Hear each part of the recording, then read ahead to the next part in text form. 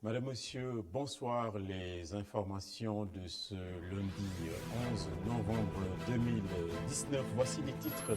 Le pont de Kappa vient d'être mis en service. C'est une bonne nouvelle pour les automobilistes habitués à l'ancienne route de Rufisque depuis plusieurs mois. Ils ont souffert le martyre en raison des travaux entrepris dans le cadre du TER. Les conducteurs sont soulagés mais déçus par l'étroitesse de l'ouvrage. L'audition ce lundi de l'ancien directeur général de Petrosen dans l'affaire dite Petrotim, Ibrahim Mbouch, est l'un des personnages convoqués chez le doyen des juges. Il a été interrogé 2 heures durant. À sa sortie, c'était motus et bouche cousue. Quand les temps sont incertains, il vaut mieux mettre en avant le principe de précaution. C'est ce que font de plus en plus les échoppes de quartier. Elles se mettent en sécurité à l'aide de barreaux métalliques pour se protéger des associations de malfaiteurs. Illustration dans le quartier Bigaré de la Médina. Et puis l'invité de ce journal, Babacar Diagne, président du Conseil national de régulation de l'audiovisuel. Il s'est prononcé sur beaucoup d'aspects de l'actualité et sur l'offensive des chaînes étrangères qui diffusent désormais des contenus locaux et émettent en langue nationale. Le développement de tous ces titres dans un très court instant.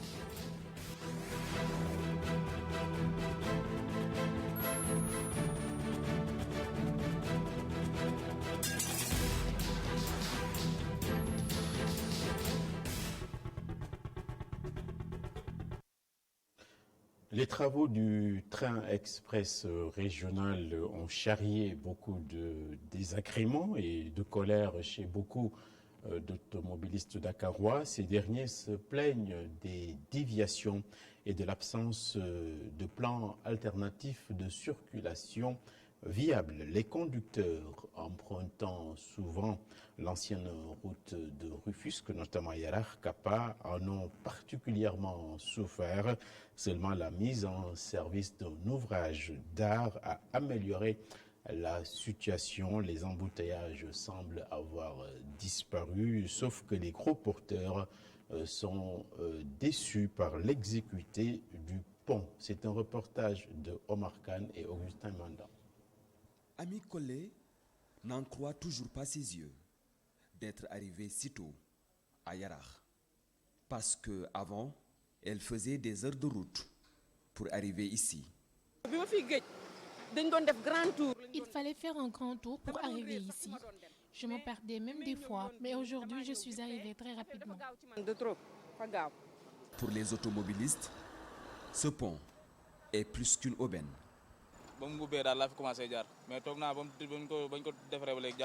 Depuis qu'ils ont commencé les travaux, je ne suis pas passé par ici à cause des embouteillages. Nous ne voulions pas passer par Yarar. Mais aujourd'hui, la route est libre. Il n'y a pas d'embouteillage. Nous sommes contents. Il nous fallait 2 heures ou plus sur cette courte distance.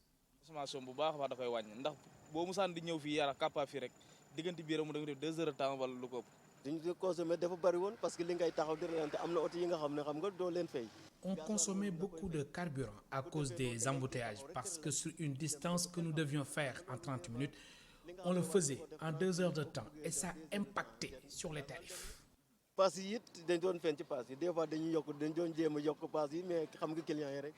autant, le pont de Kappa ne fait pas l'unanimité. Les conducteurs de gros porteurs fustigent l'étroitesse de l'ouvrage. C'est une bonne chose pour les petits véhicules. Mais nous, les conducteurs de camions, rencontrons beaucoup de problèmes. Le pont est étroit pour nos camions. Nous avons beaucoup de mal à effectuer les virages. Si hier, il fallait s'armer de patience et regarder défiler les heures pour sortir de Yarar à cause des travaux du train express régional, aujourd'hui, le pont de Kappa vient soulager les usagers, à l'exception peut-être des conducteurs de gros porteurs.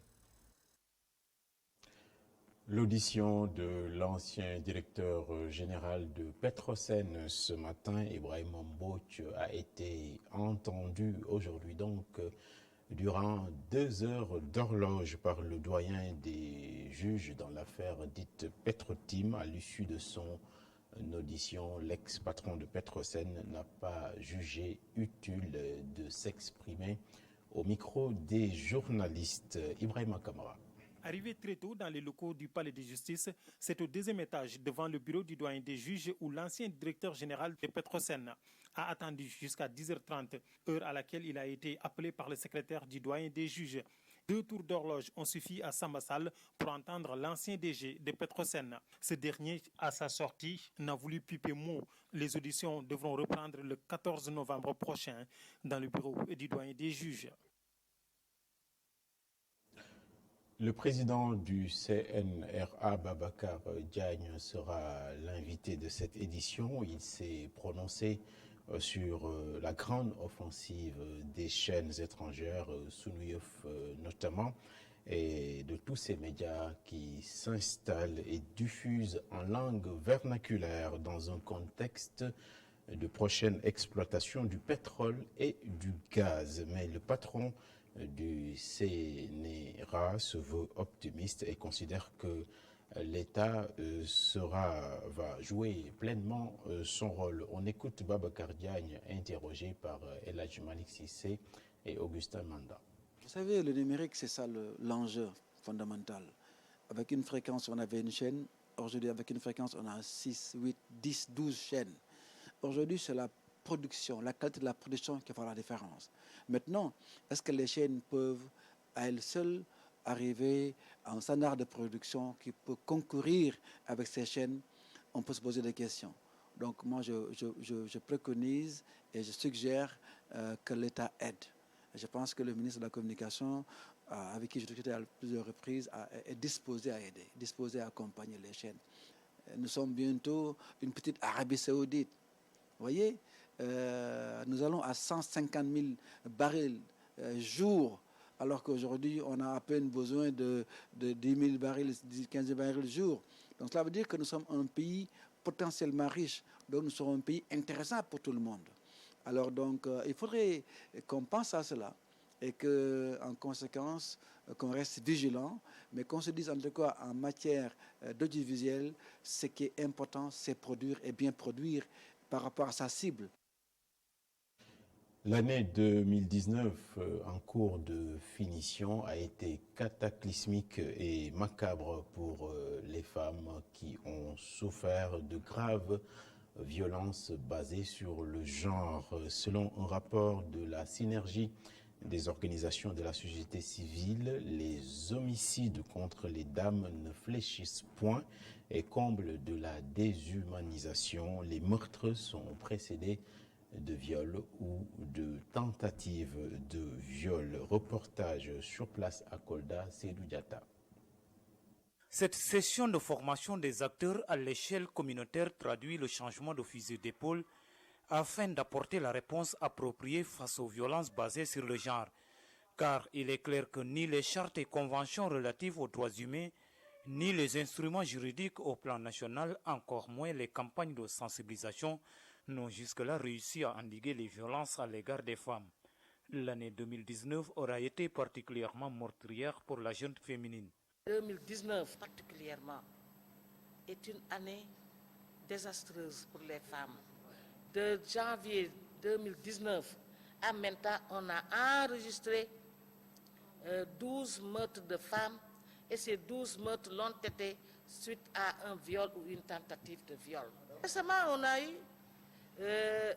le meurtre de Khadisei de Touba, une femme qui a été assassinée suite à une tentative de viol et qui a laissé 2 enfants en bas âge, dont l'un a 1 an et demi et elle-même est en état de grossesse.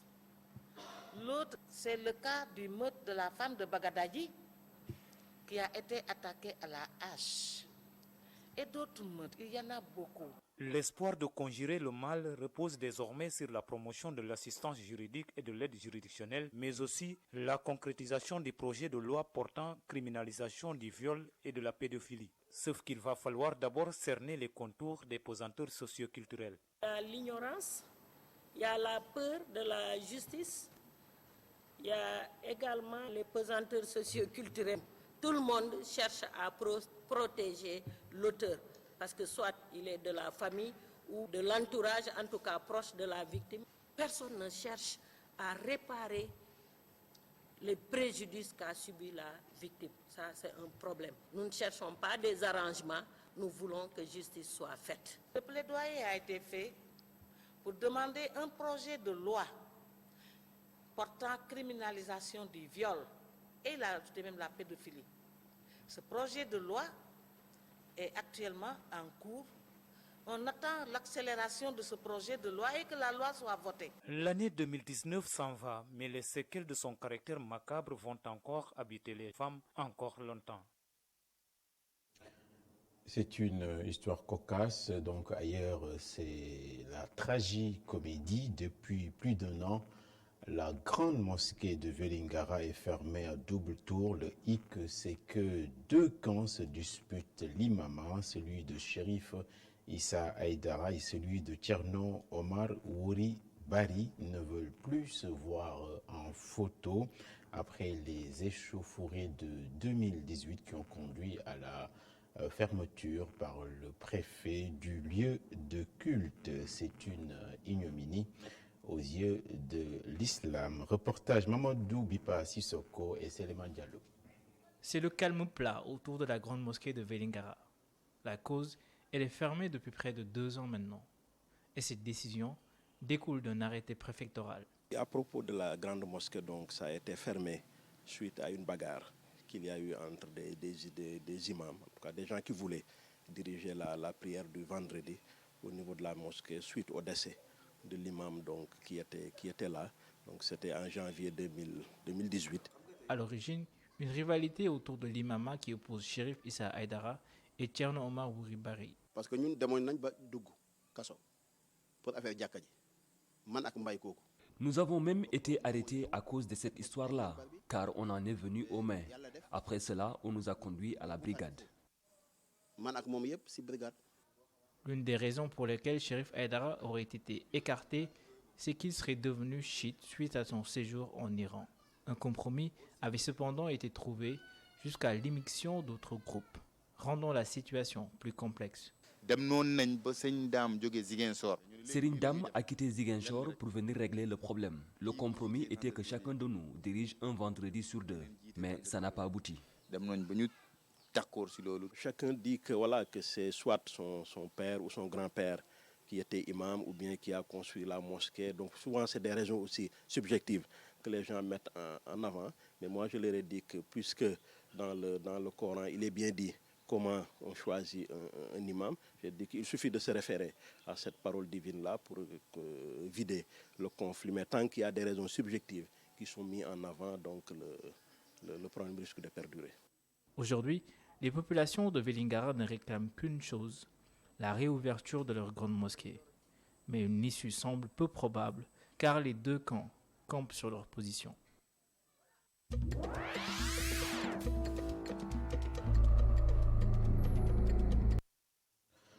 Le monde est immense au-delà de nos murs d'habitation. Nous nous intéressons ce soir au Mali avec des policiers particulièrement distraits.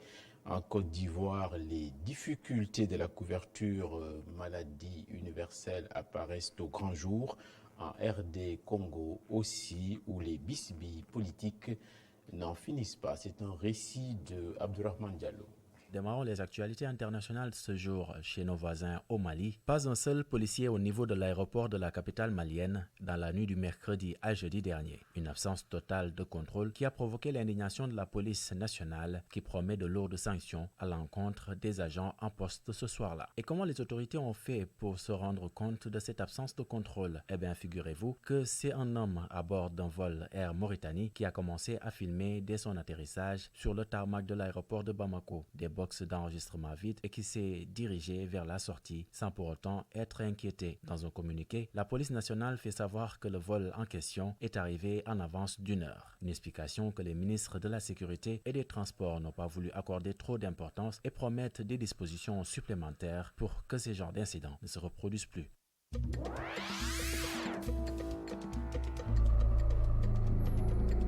Direction la Côte d'Ivoire à présent, où la couverture maladie universelle est décriée par les syndicats de fonctionnaires ivoiriens. Ils reprochent à ce système de sécurité sociale les difficultés liées au remplissage des bons, autrement appelés des feuilles de soins, ou encore le déficit de médicaments dans les hôpitaux. De fait que le secrétaire général de la Caisse nationale d'assurance maladie reconnaît, il ne se décourage pas pour autant sur l'objectif qu'il s'est fixé de pourvoir tous les Ivoiriens d'un système de santé de qualité. Karim Bamba appelle les syndicalistes à la patience et d'y être conscient des quelques ajustements à faire. Une réponse qui n'a fait qu'augmenter la colère des syndicalistes qui jugent cette situation intenable. En attendant, ils espèrent la réactivation de leurs anciennes méthodes, sans quoi des manifestations ne seront pas à exclure dans leur plan d'action.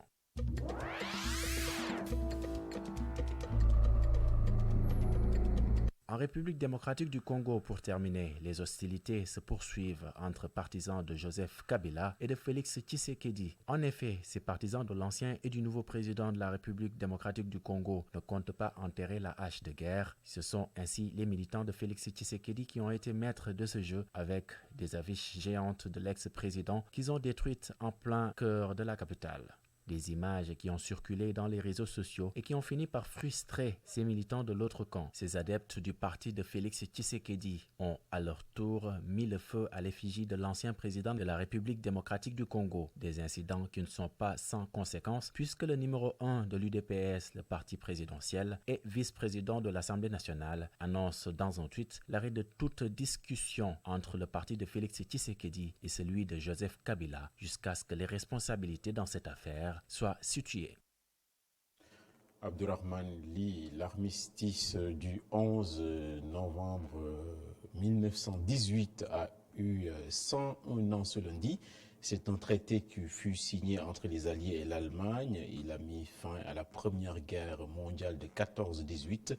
En France, le président Macron a inauguré un monument à la mémoire de 149 soldats français morts en opération extérieure depuis 1963.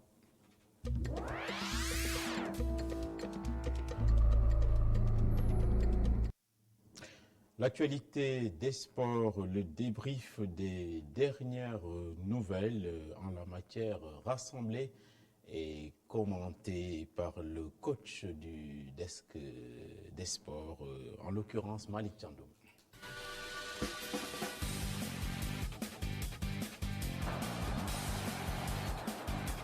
Début des éliminatoires de la CAN 2021, les Lions sont à regroupement à Sali pour préparer les deux rencontres contre le Congo le mercredi 13 novembre à Thiès et le 17 novembre contre l'Eswatini.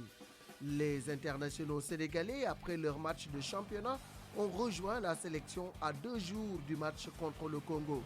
2 séances d'entraînement seront au menu avant le match de ce mercredi. Justement, parlons des performances de nos Lions en Europe. Sadio Mané, buteur contre City, a porté son total à 7 réalisations en 12 matchs. Liverpool largue City à 9 longueurs.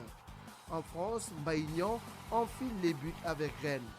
L'attaquant international sénégalais a inscrit un superbe but à la Madjer et porte son compteur à 5 réalisations.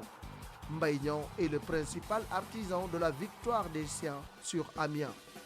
Restons en Ligue 1 française pour parler de la victoire de l'Olympique de Marseille 2-1 sur l'Olympique lyonnais dans le derby olympique. Une victoire qui permet aux Marseillais de se hisser à la 2e place du classement avec 22 points à 8 longueurs du Paris Saint-Germain, vainqueur de Brest 2-1. En Premier League anglaise, Liverpool continue sa saga victorieuse en disposant de Manchester City 3-1. Fabinho, Mo Salah et l'inévitable Sadio Mané ont scellé le sort du match. Les Reds sont solides leaders. À noter aussi la percée de Leicester, dauphin de Liverpool avec 26 points et Chelsea 3e après son succès 2-1 sur Crystal Palace.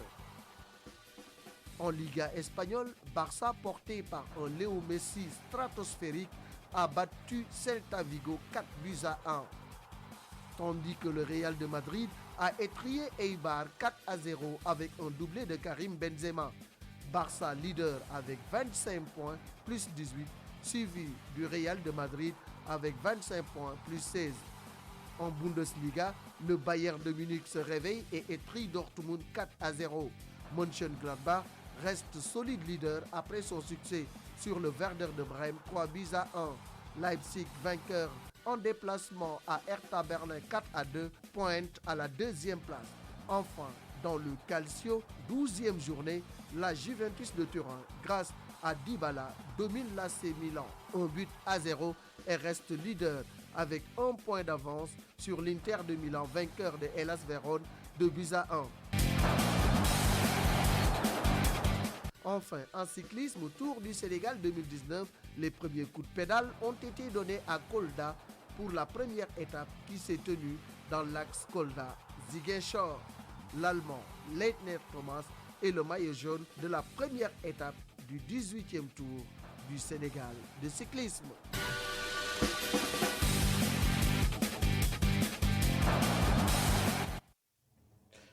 Les tenanciers de boutiques ne jouent pas avec leur sécurité. Les boutiques de quartier, en effet, à Dakar se bunkerisent. Soit elles anticipent sur les problèmes de sécurité, soit c'est une réponse après avoir fait l'objet d'attaques de la part de malfrats. Les échoppes ayant pignon sur rue se protègent à l'aide de barreaux métalliques. C'est un phénomène grandissant aussi bien dans la capitale que dans le reste du pays. C'est un reportage dans la Médina Bigaré de Tidiane Silla et de Tidiane Sissé et Moussa Fall. C'est un nouveau phénomène dans l'espace dédié au commerce et particulièrement dans les boutiques de quartier. Les barreaux métalliques sont érigés un peu partout, comme ici à la Médina. Bon, l'importance de ce gris, d'abord, c'est pour embellir le lieu. J'aime bien avoir les grilles dans ma boutique. Depuis que je me suis lancé dans le commerce il y a 10 ans, j'ai toujours eu recours aux grilles. Ces grilles métalliques ne sont pas des éléments de décor, mais participent également à sécuriser les lieux. On utilise les grilles comme ça là pour une question de sécurité. Et des fois, tu peux travailler quelque chose dedans. Tu peux fermer la porte et dedans, à l'arrivée du client, tu peux venir le vendre et retourner au boulot. Ça nous protège, nous et nos marchandises, car il y a toujours des gens mal intentionnés.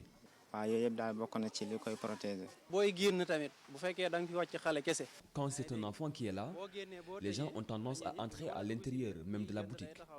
Et ce n'est pas sûr. Mais s'il y a des grilles, personne ne peut entrer. Bien sûr, parce qu'il peut y avoir des gens qui sont là pour prendre ce qui appartient aux autres. Moi, je pense que cela aussi peut être une explication à ça. Pour les tenanciers de boutiques, les nouvelles menaces sont omniprésentes. Malgré la cherté des barrières commandées chez le menuisier métallique, c'est un investissement utile contre l'insécurité galopante. Ces grilles sont chères, c'est à cause du fer. Mais je pense que la sécurité en vaut le coup. J'ai modifié cette grille il y a à peine quelques jours. Ça m'a coûté un peu plus de 100 000 francs. Que ce soit à Dakar ou ailleurs, ils sont nombreux à avoir recours au procédé pour lutter contre les attaques. Il a fait ses preuves en fermant toute occasion pour le larron. Les services publics de sécurité ont aussi le devoir de protéger en multipliant les patrouilles.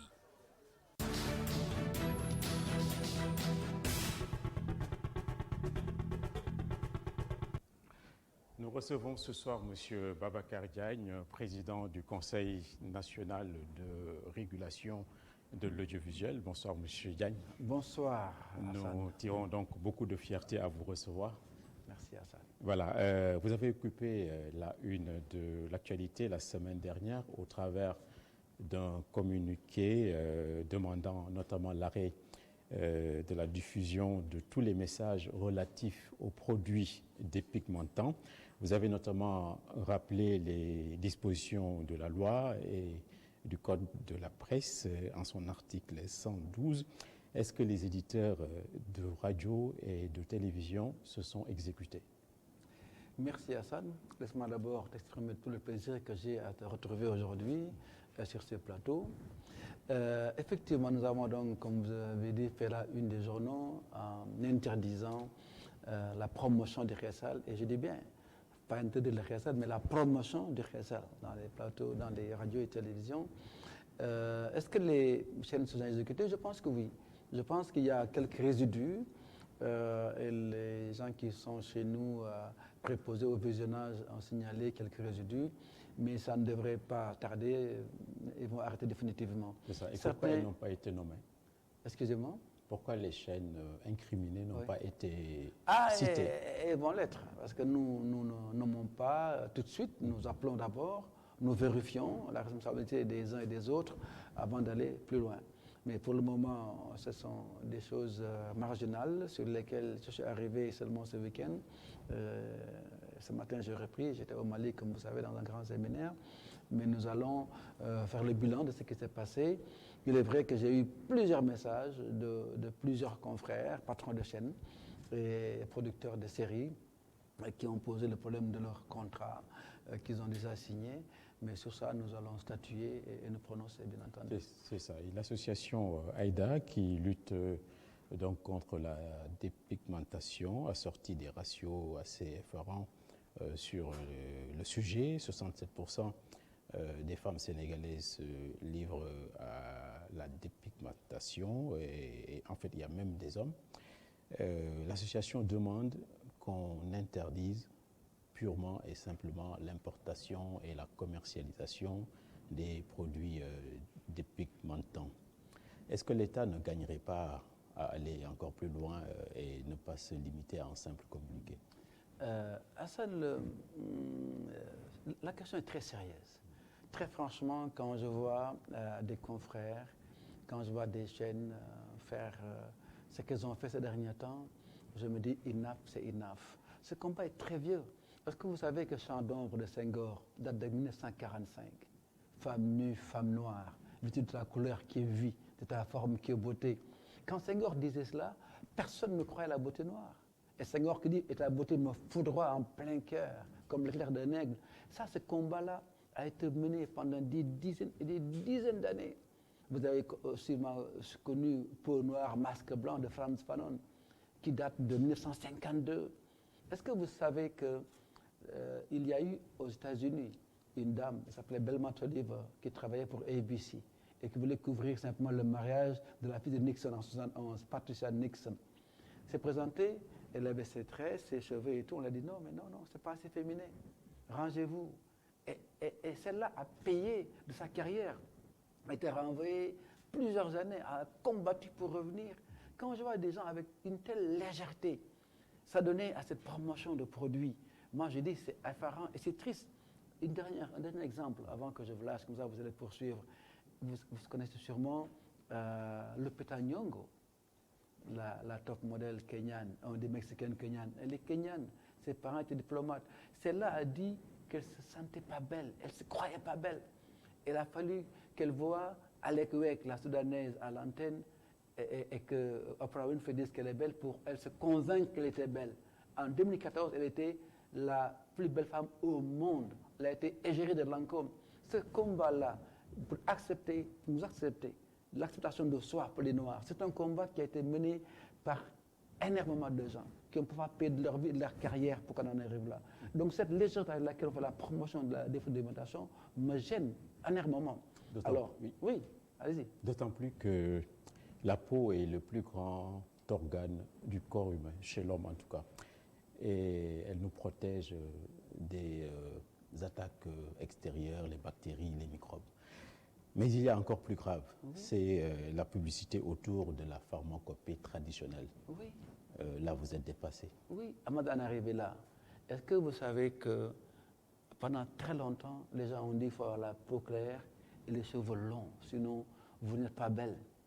Et tous ces gens-là qui ont mené ces combats-là sont encore là, certains sont vivants.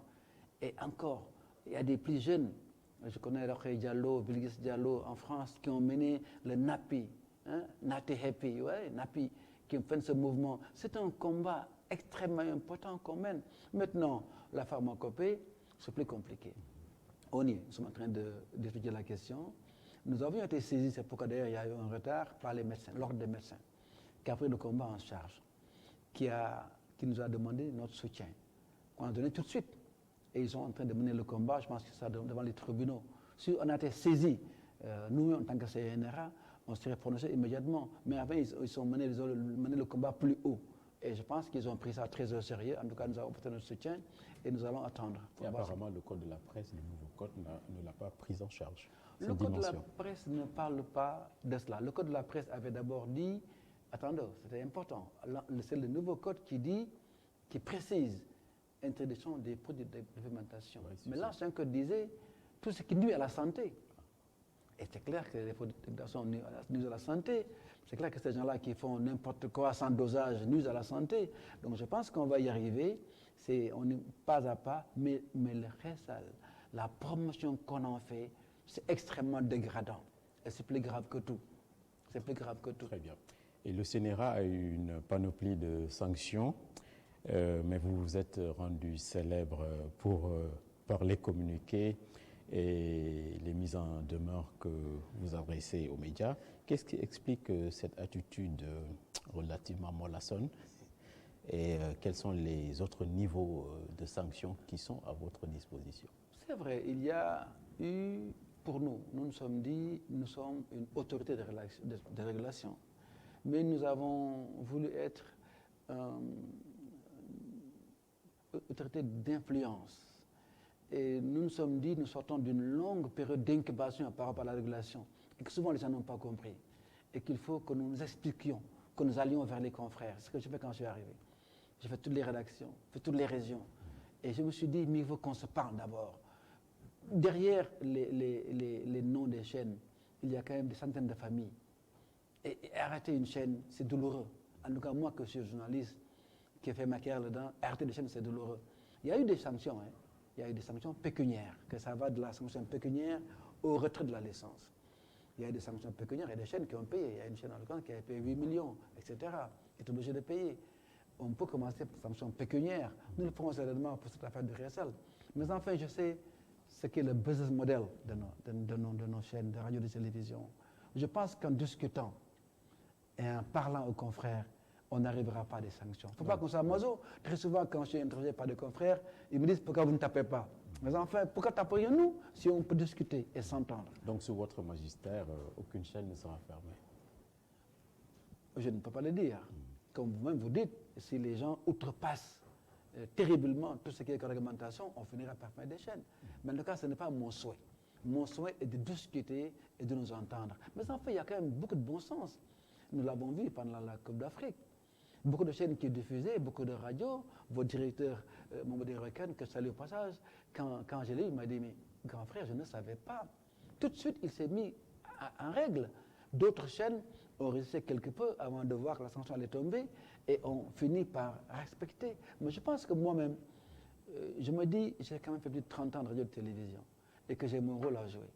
Je ne vais pas privilégier la sanction. Je vais appeler les gens, leur dire vers où ils vont s'ils ne font pas ce qu'on leur demande de faire. Et très souvent, jusqu'à présent, ils l'ont fait. Je suis chanceux, je suis content, j'ai de bons rapports avec les gens, mais en tout cas, je pense qu'on peut continuer à faire cela. Maintenant, quand vraiment on verra que des gens qui s'obstinent, sont là, mais ceux-là, il faudra taper. Mais on le fera à contre-cœur. Très bien, il nous reste une minute. Une toute dernière question, malheureusement, on n'a que 2 minutes en tout et pour tout. Ici, on est friand au Sénégal, en fait, même chez nous, ici à ITV, de données chiffrées. Combien de radios, compte tenu des radios communautaires, combien de télévisions, combien de titres de journaux et combien de sites en ligne a-t-on ici au Sénégal? Figurez-vous qu'on est en train de faire l'inventaire de cela et qu'on est arrivé à plus de 400 radios. 400 radios, y compris les radios communautaires. Et pour les chaînes de télévision, nous n'avons pas encore fini. Il faut dire qu'il y a des gens qui ont des fréquences, qui n'ont pas utilisées, d'autres qui ont des fréquences qui ont cédé. Le compte est fait avec l'ARTP et nous avons justement Luc Patrick Mendy qui travaille avec Mme Diakwan chez nous. C'est très, très intéressant.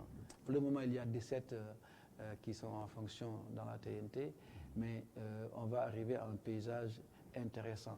Et là, encore une fois, je pense au business model. Je pense à comment faire vivre ces chaînes-là. Nous avons des idées et nous continuons de discuter avec les différentes chaînes. Très bien, malheureusement, nous sommes obligés d'arrêter. En tout cas, nous avons été fiers de vous recevoir.